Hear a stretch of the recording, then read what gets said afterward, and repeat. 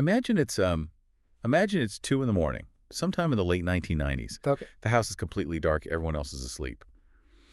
And you sit down at a desk, you reach out, and you press this heavy, spring-loaded plastic button on the front of a beige plastic tower. Right, the power button.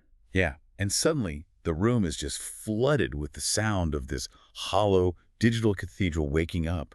I mean, the hard drive starts grinding, the monitor hisses with static electricity. You aren't just turning on a machine, you are initiating this loud, violent, mechanical ceremony. That is actually a brilliant way to frame it because, that ceremony is entirely gone now. Completely gone. If you open a laptop today, it just wakes up instantly, silently. We expect complete invisibility from our technology. But the dossier we're looking at today explores a time when that was, well, physically impossible. Welcome to Off the Record. Pull up a chair, pour yourself a drink. If you're sitting there with us listening to this deep dive, you know exactly what we do here. We take a stack of research, articles, raw data, and we distill it down to its absolute essence. Exactly. And today's mission is about excavating what the authors of this dossier call auditory fossils, the sound of old technology. So we're talking about highly specific auditory signatures here. The shriek of a dial-up modem, the hollow mechanical clunk of a VHS tape being pulled down into the carriage of a VCR. God, I can hear that VHS sound right now in my head. Right. Or the crystalline, almost celestial startup chime of a Windows 95 desktop. And the central thesis we have to unpack for you is that these noises were never, ever designed to be nostalgic artifacts. No, they were the exact opposite of designed. That's what blew my mind reading through this stuff. Nobody composed the sound of a floppy disk drive struggling to read a corrupted file. No, of course not. These sounds were literal side effects. They were the exhaust fumes of primitive technology. Exhaust fumes is a highly accurate way to look at it, actually. They were the auditory result of mechanical necessities and electrical imperfections. I mean, engineers weren't trying to make the machine sound comforting or memorable. They just wanted the damn thing to work. Precisely. They were just trying to get the machine to function at all within the physical limitations of the era. Exactly. I look at it like finding dinosaur bones or walking through architectural ruins. Okay. Like when you look at an ancient ruin, you're seeing the physical evidence of the labor it took to build the thing. You're seeing the struggle of the construction.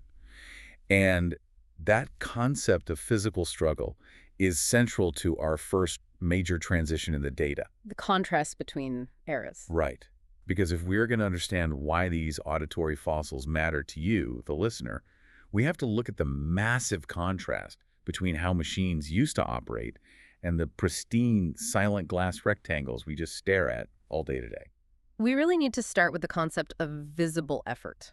Because the overarching trend of modern technological development, specifically over the last 15 years or so, has been a relentless, obsessive drive toward pure silence and a complete lack of friction. The death of friction. Exactly, the death of friction. Think about the devices you have around you right now. I'm looking at my phone. Right, your smartphone has no mechanical keyboard. The touchscreen replaced tactile buttons. We use solid-state drives, SSDs, to store our data now. And an SSD has absolutely no moving parts. None. It uses floating gate transistors to trap electrical charges in a grid. So there is no physical movement required to access a file, which means it generates no mechanical sound. It's totally invisible. But older machines, they announced themselves. They demanded that you acknowledge their physical presence in the room. They had to because they relied on kinetic energy. Before SSDs, we had hard disk drives, HDDs. Oh man, the clicking. The clicking, exactly. To load a file, a microscopic physical actuator arm had to literally sweep across a rapidly spinning magnetic platter. It was searching for the exact physical location of the data fragment. Like a record player. It was basically a microscopic record player operating at over 7,000 revolutions per minute. And you could hear it. I mean, when you asked the computer to open a heavy program, you would hear this frantic clicking and grinding, like... It was the sound of the machine laboring. Yeah. And the dossier talks about how this wasn't just limited to computers. Yeah. Printers are my absolute favorite example here. The contrast is just staggering. Yeah, the dot matrix printer. Yes. Today, you hit print on a PDF, and from across the room, this sleek white box silently, magically spits out a piece of paper. You don't even know what's happening until the paper just lands in the tray. It's very seamless. But a dot matrix printer in 1996, that thing screamed. It sounded like heavy industrial logging equipment operating on your home desk. It was a violent physical act. The desk literally shook. Well, let's explain the mechanism there because it perfectly illustrates the thesis. A dot matrix printer was essentially a high-speed mechanical typewriter. Right. It had a print head containing 9, sometimes 24, tiny metal pins. To form a single letter, those pins had to physically fire outward, striking in an ink-soaked ribbon and smashing that ink into the paper. Smashing it. It was hammering the paper hundreds of times a second, so the noise was the literal sound of physical impact. And I'm going to make a bold claim here. Actually, hang on. I'm pouring myself a drink while I explain this. You want a splash of this bourbon? I'll take a small one, sure, thank you. But I want to hear how you defend this bold claim. Okay, here you go. Cheers. Cheers. So my claim is I think we lost something massive when we engineered that noise out of existence. I have a theory about this visible effort. I look at modern frictionless technology, and honestly, I think it is sociopathic. Sociopathic. That is an incredibly extreme leap.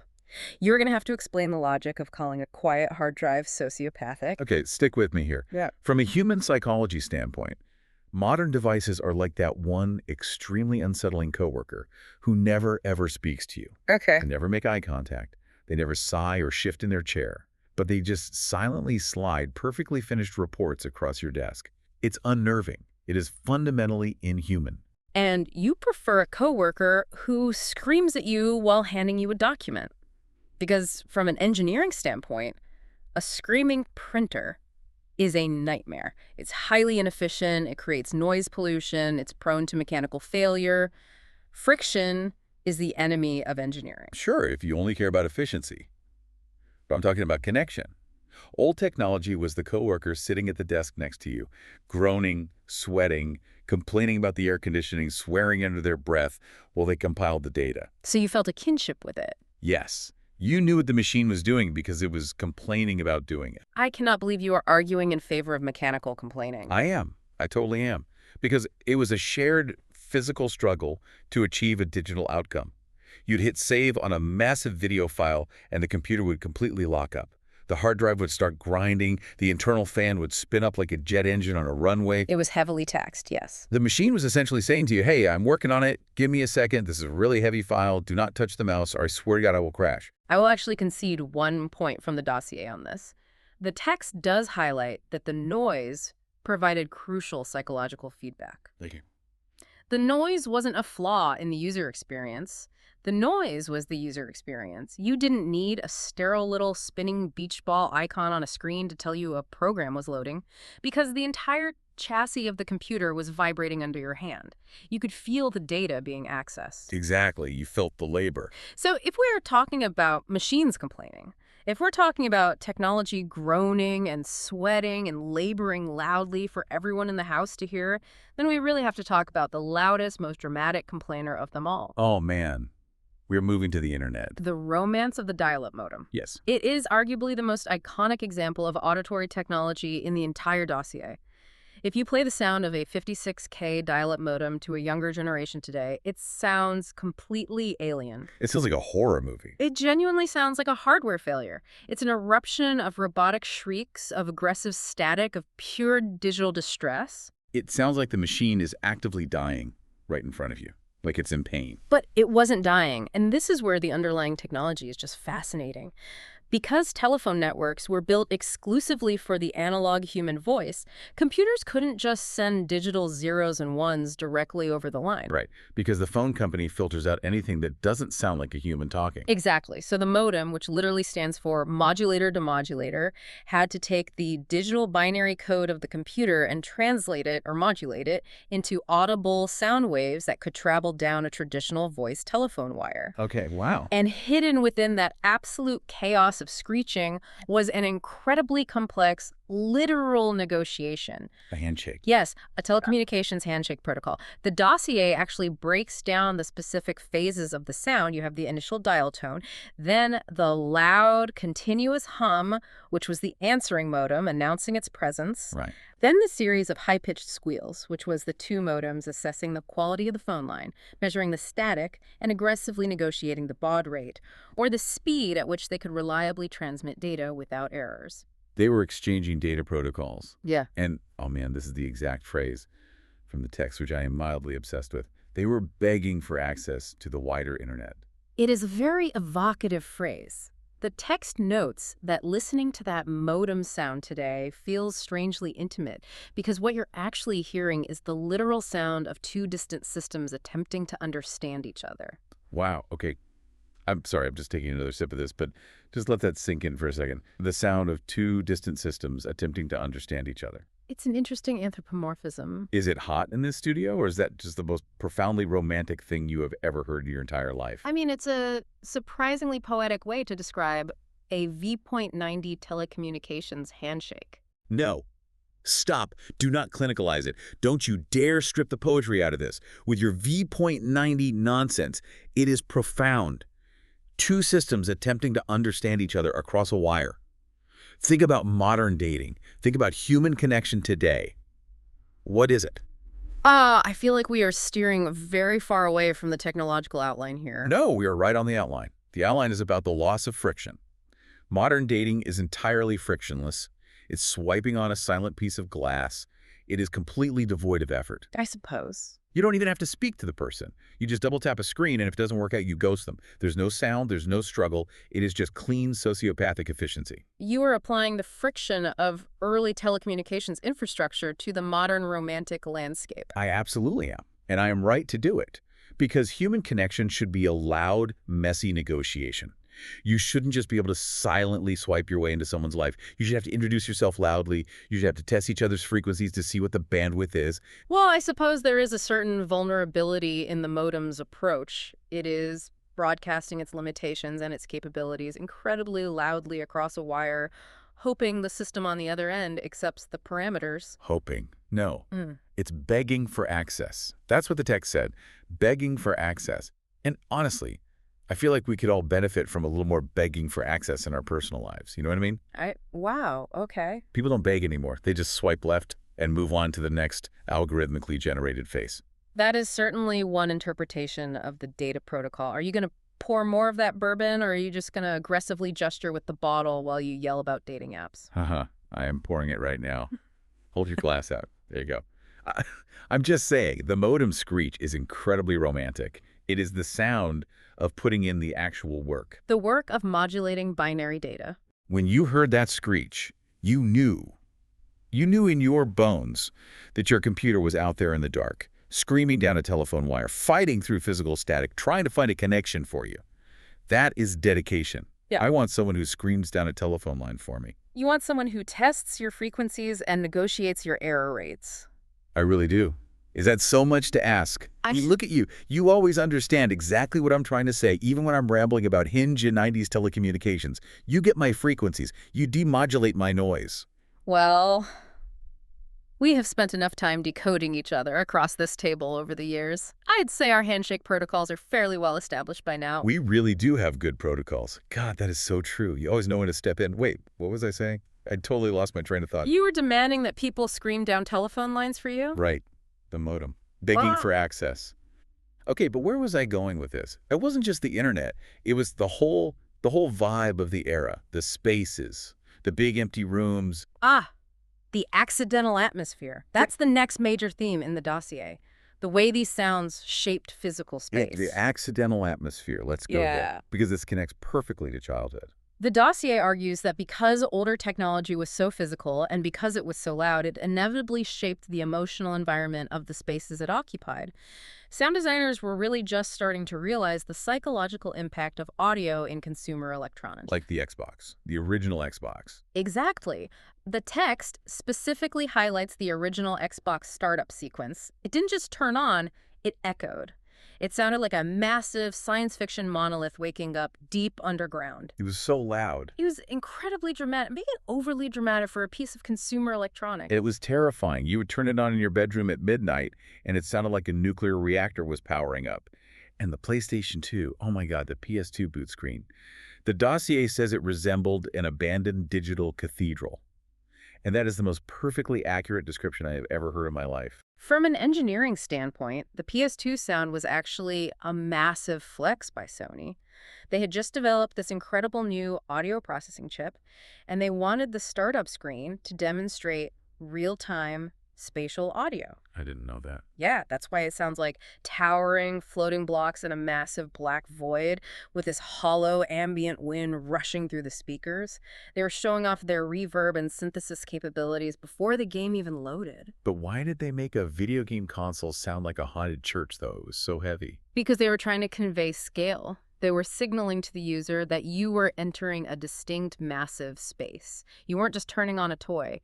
You were booting up a gateway to another reality. That makes sense. But what is fascinating here is how these incredibly dramatic or even just mundane sounds became emotionally loaded over time, like the AOL You've Got Mail voice, or the hum of a family PC warming up before you had to catch the school bus. The MSN Messenger nudge. Yes, the nudge is mentioned in the text as well as an example of disruptive auditory feedback. No, wait. Shut up. Listen to me. Excuse me.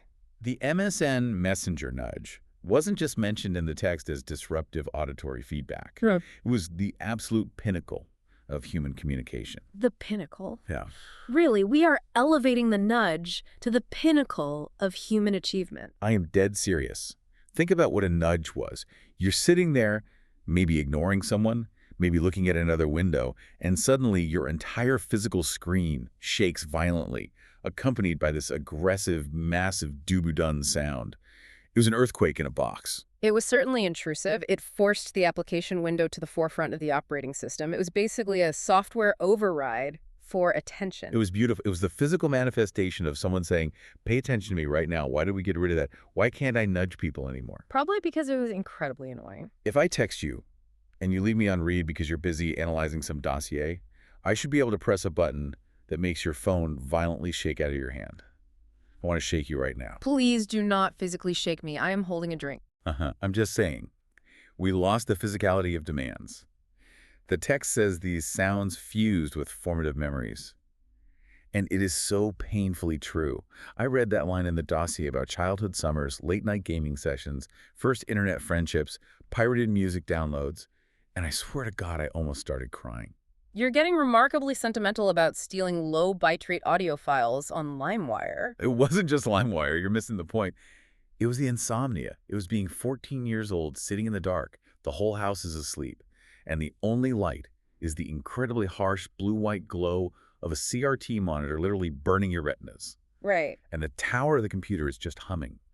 Just this constant heavy vibration against your leg under the desk. You felt like you were piloting a spaceship in the dark. You know, that humming sound is actually fascinating from a technical perspective. CRT monitors, those massive cathode ray tube displays, they operated using a flyback transformer. And that transformer ran at a frequency of exactly 15.7 kilohertz. Which means what? Speak English. It means it was a frequency right at the absolute upper limit of human hearing. Adults usually lose the ability to hear frequencies that high, but teenagers and children can hear it perfectly. Wait, really? Yes. So when you were a teenager sitting in that dark room, you were literally hearing the high-pitched electrical scream of 25,000 volts of electricity shooting a beam of electrons at a phosphor screen. You were hearing the physics of the display. That is insane. You were hearing the radiation. But it was so simple. Life was so simple then. You'd wait 45 minutes to download one terrible quality MP3 of a song. And when it finally finished, it felt like a triumph. It felt like you had stolen fire from the gods. A very slow theft. Now I have 50 million songs in my pocket, and I don't care about any of them. Well, what you're describing, that feeling of the machine humming in the dark, providing a sense of company, or stealing fire from the gods, as you put it, that ties directly into one of the more profound theories in the second half of the dossier, the haunted theory. The haunted faxes. God, I love this part. Tell them about the haunted theory. This is the best part. Pour me a little more while you do it. All right, hold on. Yeah. So the dossier proposes that old technology feels inherently more haunted than modern technology, and the authors break down the psychology of why we perceive it that way. Yes. A dormant CRT television, even when it is turned off, emits an almost supernatural physical presence. If you've ever walked into a dark room with an old tube TV, you can feel it in the room with you. You can physically feel the static on the glass. If you hold your arm near it, the hairs stand up. It's like the machine is holding its breath. Precisely. It retains an electrostatic charge long after the power is cut. And the text uses the example of a disconnected fax machine. Even if it's unplugged from the telephone line, a fax machine sitting in a dark corner still seems somehow capable of receiving a message from nowhere. It's so creepy, but so true. It possesses a latent energy. The hum of fluorescent electronics evokes very specific liminal imagery. Abandoned office buildings, empty school computer labs, forgotten basements. These sounds and physical realities strongly imply occupancy. They imply occupancy. Yes, Because right. a silent iPhone is just a brick of glass. It is inert. If it's turned off, it is dead. It's a paperweight. Yeah. But a humming CRT TV, a humming TV is basically a roommate. It feels inhabited. It is the difference between a tool and a presence. Modern devices are strictly tools. When you aren't actively touching them, they cease to exist in your mental space. They demand nothing of your ambient environment. Exactly. But older machines maintained a constant physical presence. The 15 kilohertz hum, the physical heat they generated, the static charge on the screen, they occupied the physical volume of the room alongside you. You know what it is? It's like we designed the ghosts out of the machines. We optimized them, and we sanitized them until they had no soul left. And now I'm sitting here feeling honestly a little bit drunk, looking at my perfectly silent, perfectly flat, cold smartphone, and I'm just incredibly sad. Sad. I miss the ghosts. I'm so lonely now compared to when I was alone in my room with a humming TV. You miss the feeling of an experimental, strange digital life. You miss the era when technology felt like it possessed an independent spirit rather than just being a seamless extension of corporate utility. But God, yes. The text actually touches on how modern culture is responding to that exact feeling of loss and alienation. Okay, wait, I'm getting too emotional. Let's reset. Let's unpack this academically for the listener. Focus up. We need a clean transition here. You need to talk about, wait, what is the next section? Where are we on the outline? The vaporwave and the beauty of the struggle. Right, the struggle, vaporwave. Yeah. See?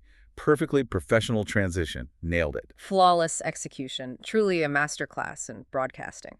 Shut up. You know it was good. Okay, so vaporwave and the visible effort, because we just talked about the ghosts, right? Yeah. But the text goes deeper into the actual material truth beneath these nostalgic noises. The material truth is friction. Older technology possessed visible, auditory effort. We mentioned it earlier with the printers and hard drives, but it's worth revisiting the specifics of analog media here. A cassette tape rewound because interlocking plastic gears physically turned. You could hear the tape squealing inside the plastic shell. Yes. The magnetic tape was physically dragged across a metal reed head. Hard drives clicked because microscopic mechanical arms were sweeping across platters. You could just hear it trying. Disk drives spun louder and faster under stress because the optical laser was physically struggling to maintain focus on a scratched CD. Nothing was hidden from the user. The user could hear the machine thinking. That is the line from the article. You could hear it thinking. And modern devices conceal all of that complexity. They hide the immense labor behind smooth glass and optimized frictionless silence. But the older machines exposed their labor openly. And what is fascinating, if we connect this to the broader cultural picture, is how an entire generation has reacted to this sanitization of technology. Vaporwave. Lo-fi beats to study and relax to. The YouTube channels with the anime girls studying forever. Entire musical genres have emerged specifically from this abandoned sonic landscape. The dossier explicitly mentions vaporwave. This is a genre that literally transforms corrupted elevator music, corporate training video soundtracks, and Windows-era operating system ambience into this deep, heavy, digital melancholy. It is the sound of a shopping mall dying in 1998. It's so beautiful. It sounds like a memory you never actually had. There's an academic term for that feeling, actually, hauntology, the nostalgia for lost futures, the idea that the future we were promised in the 90s, this optimistic, humming digital frontier, never arrived, and now we are just haunted by the aesthetics of it. Hauntology, I love that. And you have lo-fi producers who are intentionally sampling VHS tape hiss. They're artificially adding cassette degradation into modern, pristine digital recordings. Artists are spending hours in expensive digital audio workstations intentionally recreating the exact imperfections that audio engineers spent decades trying to eliminate. They are putting the ghosts back in. They're artificially injecting the ghosts into the pristine audio, because pristine audio is a lie. It is a lie. That's actually a genuinely insightful point. Perfection feels inhuman. Wait, are you slurring slightly? You are slurring. The expert is slurring. I am absolutely not slurring. I am merely enunciating with less aggressive friction. Uh-huh. Oh my God. The text argues that static became comforting. Compression artifacts became texture. Explain compression artifacts to me. Because I feel like I know what it means, but I want you to say it. When you compress an audio file, like an early MP3, you're using psychoacoustics. The algorithm literally deletes the parts of the sound wave that the human ear theoretically cannot perceive in order to make the file size smaller. But when you compress it too much, the math breaks down. You start to hear the gaps. The sound gets hollow. It gets a metallic, watery echo that is a compression artifact. It is the sound of missing data. The sound of missing data. Got it. And people want that sound now. These imperfections remind listeners of a period when digital life still felt experimental and strangely human. Strangely human, because it was flawed. Because humans are not pristine. We are full of static. We are full of missing data. We are full of compression artifacts. I think you might be projecting a bit onto the audio format. I am not projecting. Think about it. Look at me. Listen to me. Everyone listening to this right now, we are all just degrading cassettes, aren't we? We are degrading cassettes. Okay. That is where we're taking this. Seriously, think about the physics of a cassette tape. Every year, the tape loops again, and it gets a little more warped. The magnetic particles fall off, gets a little more hissy, a little more degraded. We lose a little fidelity every single year we are alive. That is incredibly bleak. No, it isn't. Because we get older, we get more tired, our memories get fuzzier. But that degradation, that warp, that is what makes a song interesting. So human trauma and aging is equivalent to analog tape hiss. Yes. If you just play a perfectly clean, mathematically perfect sine wave, it's boring. It literally hurts your ears to listen to pure perfection. But if you take that same sine wave and you run it through a broken, cheap 4-track cassette recorder and it gets all wobbly and warm and fuzzy and distorted, suddenly it is art. Suddenly it has a soul. You're saying our flaws provide our texture. I'm saying your flaws provide your texture. You are so analytical. You're always trying to synthesize everything perfectly from the outline. But honestly, my favorite part of doing these sessions with you is when you lose your train of thought. Oh. When your tape warps a little bit, when you stumble over a word, it is charming as hell. Well, thank you, I think. It is a massive compliment. I am complimenting your compression artifacts. Oh, yeah. You are beautiful because you are not a silent, frictionless piece of glass. You complain. You labor visibly. You sigh loudly when I go on tangents. I am beginning to feel like a screaming dot matrix printer in this analogy. Be the screaming printer. The world desperately needs more screaming printers. We need people who show their work. Modern tech engineers are absolute cowards. Cowards. The lead software engineers at Apple and Google are cowards. Total cowards. I said it. They are hiding the mechanical struggle. They are terrified of letting us see the gears. Show me the gears, you cowards. Let me hear the machine think. Stop protecting me from the reality of the labor. Show me the gears, you cowards, is perhaps the most unhinged, magnificent takeaway we have ever generated from a dossier. It's the correct takeaway. We are alienated from our technology, and we are alienated from each other because our interfaces refuse to struggle with us. Okay. We need to look at the final section of the text. Wait, where is did I drop the last page of the notes? You lost the notes. Typical. The tape is degrading. The expert is losing fidelity. Give me a second. I have it here. I found it. We are getting wildly off track. We need to bring this home for the listener. Bring it home. Land the plane. Steer the massive, groaning, clicking CRT spaceship into the harbor. That mixed metaphor is an absolute structural disaster. You are a structural disaster. I love you, but you are. Just read the final takeaway from the dossier. Right. Okay. The outro. The disappearance of these sounds. The dossier makes one final sweeping point about what we actually fundamentally lost when the noise stopped. We lost the waiting. We lost the waiting. The disappearance of these sounds marks the complete disappearance of waiting from modern life. Dial-up noises meant anticipation. Game consoles taking 2 minutes to load a disc meant patience. Yeah. Rewinding a VHS tape physically required time. You had to sit there and hold a heavy plastic button down. You couldn't just skip to the next track instantly. You had to endure the physical reality of the magnetic tape spooling from one reel to the other inside the machine. You had to wait for the movie to be ready for you. And these sounds, these startup jingles, the whirring and the clicking and the static, the text describes them as transitional rituals. Transitional rituals. Rituals between realities. They were the buffer zone between the ordinary physical world and the digital one. When you heard the Windows 95 startup chime, you were being formally, ceremonially transitioned from your physical bedroom into cyberspace.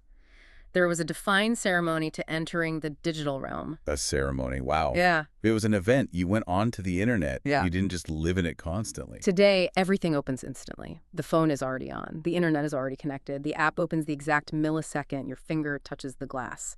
The friction vanished entirely. But, as the text notes, so did the ceremony. The friction vanished, but so did the ceremony. You read a line like that, and it kind of breaks your heart a little bit. It really does. It does, because we realize that obsolete technology was objectively less efficient. But that inefficiency is exactly why it was more emotional. Every buzz, every click, every whine of a failing fan motor, it revealed a machine struggling against its own physical limitations. And we connected to that. Yeah. We did. We subconsciously connected to that struggle because we are struggling against our own limitations every single day of our lives. Yeah. Old technology didn't pretend to be magical. No. It didn't pretend to be perfect. It was mechanical. Yeah. It was temporary. It was deeply flawed. It was struggling just to do the incredibly basic things it was asked to do. Just like us. Just like us. That is why it sounded alive, because it was trying so hard. It is incredibly profound. I mean it. I really mean it. I think we scrubbed the struggle out of our devices because we are so desperately, hopelessly trying to scrub the struggle out of our own lives. We want everything instant. We want zero friction. It's true. We want to swipe right and fall in love without ever testing the frequencies. We want the song without waiting for the download. We want to stand inside the digital cathedral without having to walk through the heavy wooden doors. We eliminated the waiting. And in doing that, we eliminated the anticipation. We eliminated the ceremony. We eliminated the buildup that makes the reward actually feel like a reward. So, what does this all mean for the listener? Listen to me, you. Sitting there, listening to us stumble through this deep dive. I want you to think about something tonight. I want you to look around your perfectly silent, perfectly efficient, frictionless, modern life. And I want you to ask yourself a question. What personal ceremonies of waiting have you scrubbed from your own life for the sake of efficiency? What friction have you removed that actually contained the meaning? Exactly. Have you optimized yourself into total silence? Are you a silent sociopathic iPhone? Or are you a humming CRT television? Because I promise you, the humming is where the life is. The static is where the ghosts live. Do not be afraid to make a little noise. Do not be afraid to struggle visibly. Show them the gears. Show them the gears, yes. Oh my God, I love you. You always bring it right back to the best line. I try. We are a good team. We are the best team. We are two distant systems attempting to understand each other across a wire. And I think we're doing a pretty damn good job. I think our handshake protocol is fully established and optimized. God, we are such incredible nerds. We are entirely too drunk to be recording this session right now. I am amazed we made it through the outline. I believe our academic credibility evaporated somewhere around the time you demanded I physically shake you violently like an MSN messenger nudge. I stand by that. I stand by every single thing I said tonight. This was our best work ever. I love this show. I love Off the Record. I love doing this with you. And I love everyone listening to us. You guys are the absolute best audience in the world. We appreciate you joining us for this descent into the auditory archives. Go find an old cassette tape. Go listen to some tape hiss. Go be a screaming printer at your job tomorrow. I am so tired. Let's go get terrible food. Tacos! Greasy, horrible, beautiful tacos from that place down the street. The ultimate visible effort for our digestive systems. Good night, everyone. Good night. We love you. Keep testing those frequencies. Off the Record is officially signing off. Wait, hit the button to stop recording? Do I hit the button or do you hit the button on your side? I am pressing it now. Okay. Bye-bye.